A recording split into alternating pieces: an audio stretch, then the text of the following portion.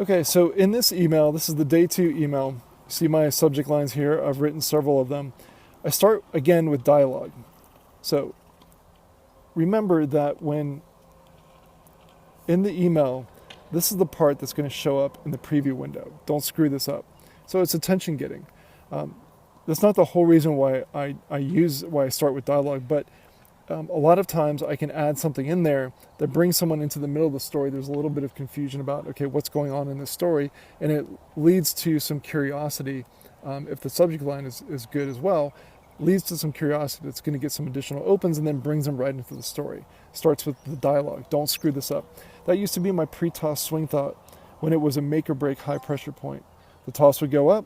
I'd watch the ball float away from me, hover in reverse direction. In my gut, I had almost zero confidence just before I started my swing. Oh God, please let this go in. So again, more dialogue. I'm bringing them into her mind.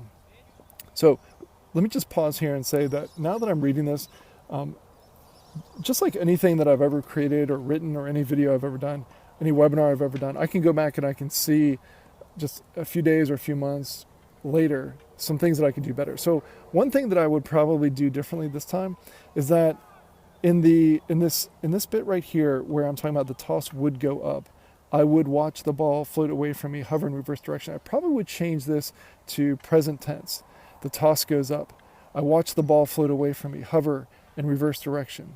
In my gut, I have almost zero confidence just before I start my swing. Oh God, please let this go in. So it kind of brings you more into the actual story itself, rather than having this disassociated sense of the story. I really want bringing it into the present tense has the ability sometimes to really make someone feel the story more. But let's go ahead and continue on from where I left off. Thwap. Okay, so I'm using this sound. That's the sound you and I both have heard when a tennis ball hits the bottom of the net. Ugh, I hated serving under pressure. I felt like everyone was watching me and thinking she's going to double fault again, even though they weren't. I just imagined they were. So this is where I'm really trying to read the mind of someone who has been playing tennis. So let me write this down. So this is a bit of mind reading. I even believe my opponent sensed I was going to double fault. So again, this is agitation. I'm getting into the heart and soul of what any tennis player has thought when they were under any sort of pressure. You just feel like the world is against you. And I would literally pray to get through the service game without losing serve. What a wreck I was. But that all changed when I learned a simple little technique I'm going to share with you today. So here's a loop, an open loop. So a little promise, and then we're paying it off with this link. Click here to watch video 2 of my free mental toughness workshop. And we go down the page. In today's video, I'm going to share the key thing I did to serve under pressure and keep calm and relaxed. And if it worked for me on center court at Wimbledon, okay, so this is again more proof. So I've woven into the story, into the email, that she's been to Wimbledon. Now, she doesn't need to directly say, hey, guess what? I've been to Wimbledon, so has your coach? Well, if not, then you should listen to me. But we've added this little detail in there to add additional proof. And if it worked for me on center court at Wimbledon with hundreds of spectators and on international television, I'm sure it will work for you too.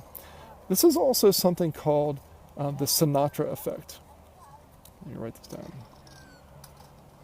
I learned this from Rich Sheffrin.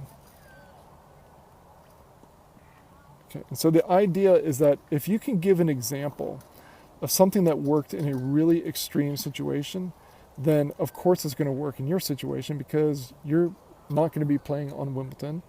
You're not going to be playing on center court. You're not going to be playing on international television. You're not going to be playing for millions of dollars. So if it works in that high stakes situation, yeah, it's going to work for you at the rec level. So that's called the Sinatra effect. In fact, along with my video, I'm giving you a handy cheat sheet you can use to take action on what I'm sharing with you today. Click here to watch the video and say goodbye to high stress serving. Okay, and so we're giving the benefit. So we're future pacing that they're going to be able to say goodbye to high stress serving. This one tip was critical to my first Wimbledon win. Now, the idea of sharing one actionable tip is really, really powerful. Rather than saying, here's a cheat sheet of 32 different things you can do when you go on the court, A lot of times it's more powerful to share just one idea. Here's the one thing that you need to know to be able to remove your double faults. Here's the one thing that you need to know to improve your copy almost instantly. Whatever it is that you're doing, a lot of times it's the one idea, the one tip, the one fix, the one mistake you need to change. So sometimes focus on just that one thing. Sincerely, Gigi Fernandez. Now, we could have done the middle name thing, Gigi One Tip Fernandez, or Gigi High Pressure Fernandez, something like that.